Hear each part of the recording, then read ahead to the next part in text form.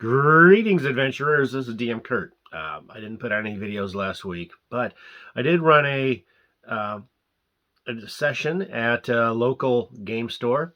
I ran First Edition's classic module Against the Cult of the Reptile God for levels 1 through 3. Had some pre-generated characters available, and I chose to use 2nd Edition's rule set for this. It's close enough, and I prefer it. So, had the pre-gens available. Only had one person show up because Wednesday from 11:30 to 3 is kind of a rough time slot. Anywho, they wanted to roll their own character. It's fine with me. They had character sheets and a copy of the Wizard's Handbook for the very optional kits. Unlike 5th edition, where you have to pick an archetype somewhere between 1st and 3rd level, kits were entirely optional. And they came with both a benefit and a penalty to make it fair and balanced. Great way to do it. Probably better way than 5th. Okay. Guy rolls up a wizard. Okay. We max out the hit points for 1st level, so he gets 4. No con bonus. Poor strength, poor charisma. High intelligence, decent dex, decent wisdom. Okay, solid enough character. He decides to be a diviner and a scribe.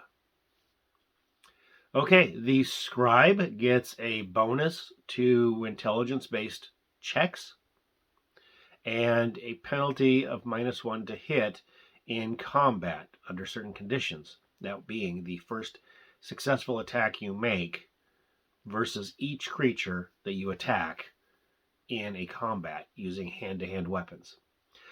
As a wizard, you shouldn't be expecting to get into hand-to-hand unless you are really screwed anyway. Okay. I'm totally fine with this. So he chooses, okay, I'm a little undergunned here. Got my spells.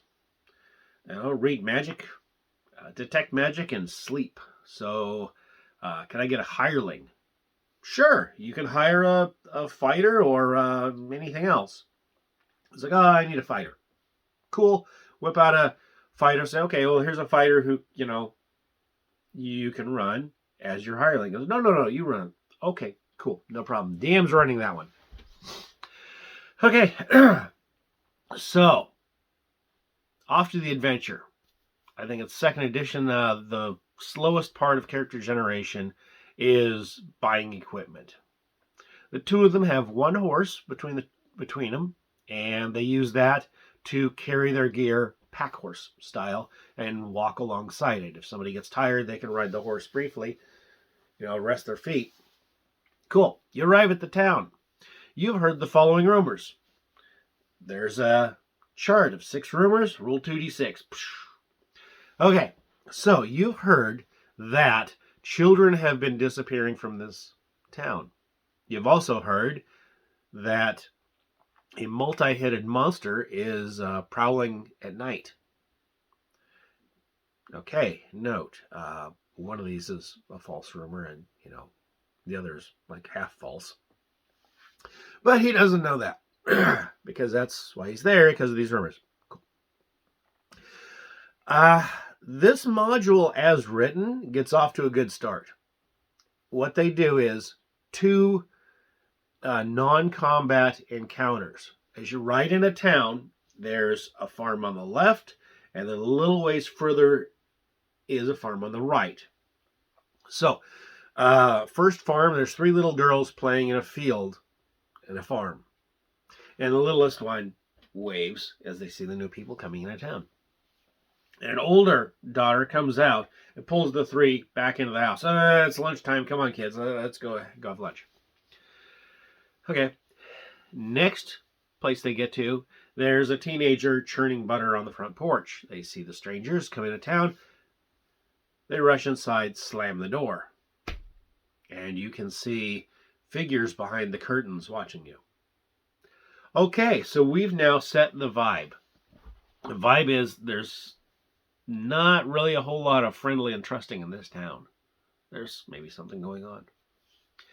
So the wizard tells his henchman, okay, I see here this inn. It says it's the Golden Grain Inn. And over that way is the Slumbering Serpent Inn. And there's the sheriff's office. Okay, you go find the stables, stable the horse, and I'll meet you at the Golden Grain Inn right here. Meanwhile, I'm going to go talk to the sheriff, see what's up. So the wizard goes in, sees the sheriff. Sheriff's there. 2 deputies. He says, oh, I've heard that there's a couple things going on in your town. I've heard this and I've heard that. And the sheriff says, no, no, that's not going on at all. A couple of kids, got lost a while back. Probably got eaten by a bear or something. But no, we haven't had any of those problems of monsters or whatever. Okay. Wizard's like, okay, good to know. Do you have any inn you would recommend? Oh, yeah. Go to the Golden Grain Inn. It's right across the street. You should be able to find it. It's right across the street. Okay, sheriff's not the nicest guy, and he's a little condescending when he's saying this. Kind of wanted to get that in there. So the wizard's like, okay, cool, thank you, sir, and walks out. The sheriff is actually kind of in on it. So the wizard goes back to the first 2 farmhouses and asks the farmers, hey, hi, how you doing? Just want to ask you a few questions about what's going on in this town. And both farmers give him basically the same information. They say that the Slumbering Serpent Inn is the better place to go if you want to, stay. The Golden Grain Inn has poor service. They're expensive food for what you get. It's low quality and just awful. But, hey, go where you want. It's a free country. But this town is just, I don't know what's going on here. Just everybody's all not trusting each other. There's something going on. We don't really know what it is.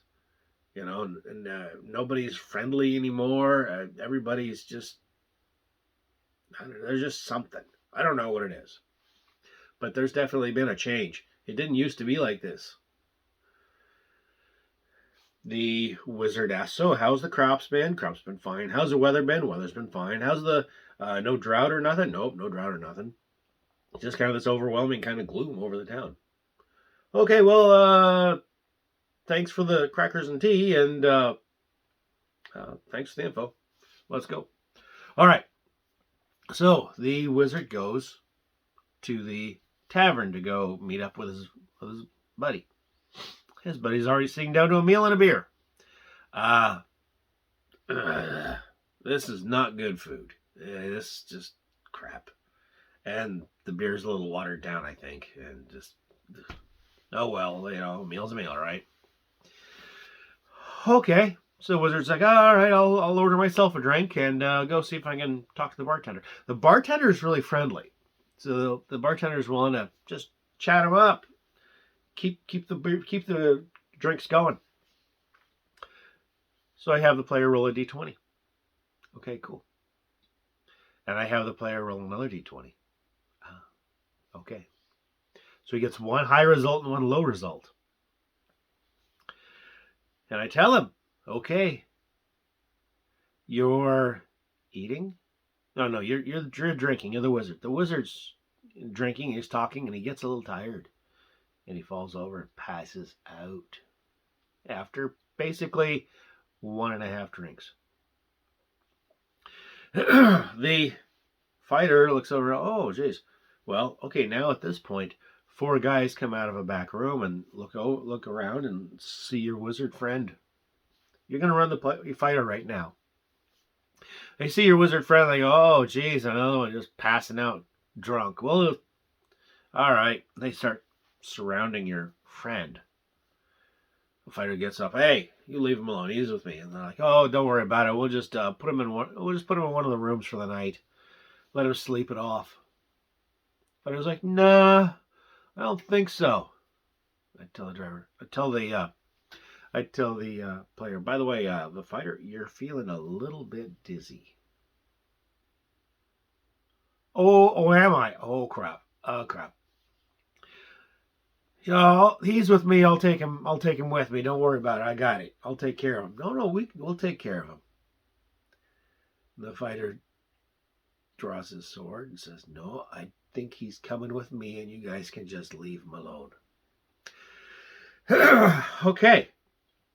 2 of the 4 guys draw daggers. The other 2 try to surround the fighter, who's got a sword. Fight breaks out. He does really well for himself. We used weapon specialization. He ends up getting 3 attacks every 2 rounds. And he manages, quite luckily, to hit and do significant amounts of damage on all 3 of his attacks in those 2 rounds. Whereas the other guys just cannot land any significant blows on the fighter, who is armored. I think he has studded leather at best. I think he has studded leather and maybe a shield. Nobody gets good armor at first level here. Okay. He manages to drop 3 guys.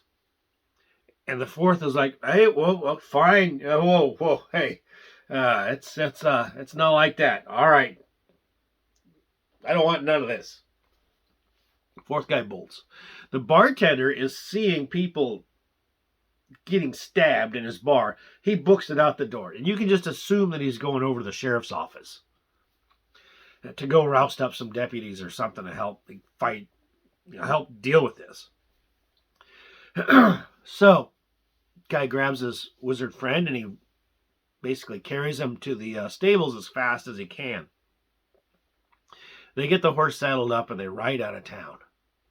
Now, what the player doesn't know is, yes, at this crappy bar, they do have kind of a Shanghaiing system worked out of drinking the drinks. But the bartender went over to the sheriff, who is in on it, and the sheriff was, as I just decided, the sheriff was unsympathetic. He's like, "Hey, if you can't do your part of the job of Shanghaiing people, I'm not going to help you today, because you should have been able to take care of that on your own. You suck.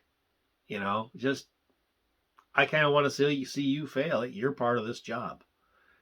So the sheriff doesn't help the bartender with his Shanghaiing gig. Okay, so the fighter gets the mage on the back of the horse and they get out of town as fast as possible. They figure, okay, we are screwed. They bolt out, they head north.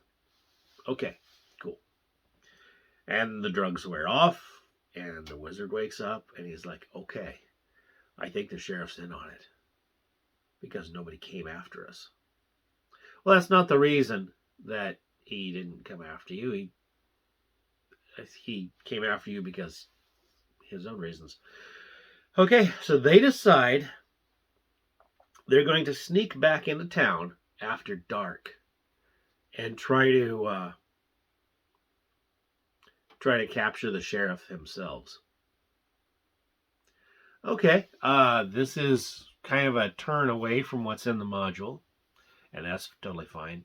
They first go to one of the farmhouses that treated them well and said, "Hey, do you know what's going on here? They tried to Shanghai us and drug our drinks and do all this stuff." And the farmer's like, "Oh no, that's terrible. They tried to do what?" Well, obviously I could take your side, but the farmer's got a decision here to make. The farmer has to decide, do I take the side of these strangers? I mean, I don't trust these people from out of town. I mean, the one talked to me nice, but do I trust them? I don't know them. And the other is, do I want to just give them the information they want because they are armed? And, if I don't give them what they want, things could go badly for me. So I'll tell them whatever they want. Now, whether they told the PCs because they were scared of the armed PCs or because they were believing the story of what happened. It was because they believed the story, but it could have gone either way. They find out where the sheriff lives, and in true player character fashion, they decide to go kidnap the sheriff and try to investigate him, because they think he's a bad guy. He's crooked. He is crooked. He is charmed to act against his will.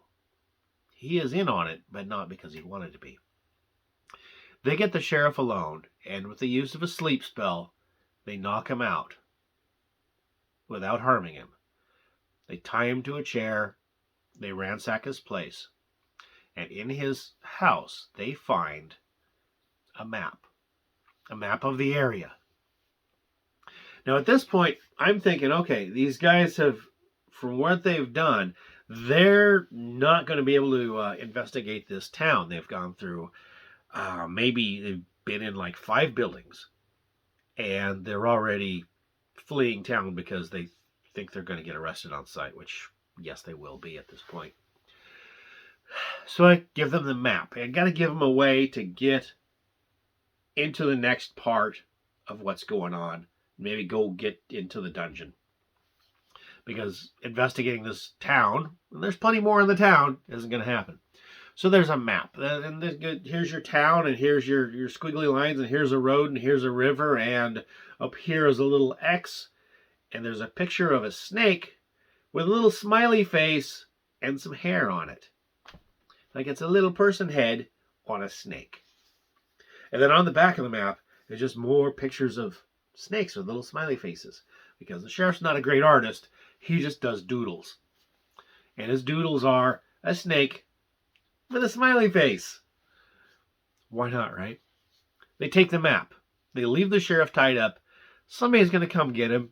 You know, the deputies are going to find out in the morning. Hey, he's late for work. Where is he? Well, let's go over his house and wake him up. He must have slept in. And they'll untie him and everything will be fine, and he won't have come to any real harm. And they head out of town with their map. And that, my friends, is where we end this story. To be continued from our next gaming session. DM Kurt, out.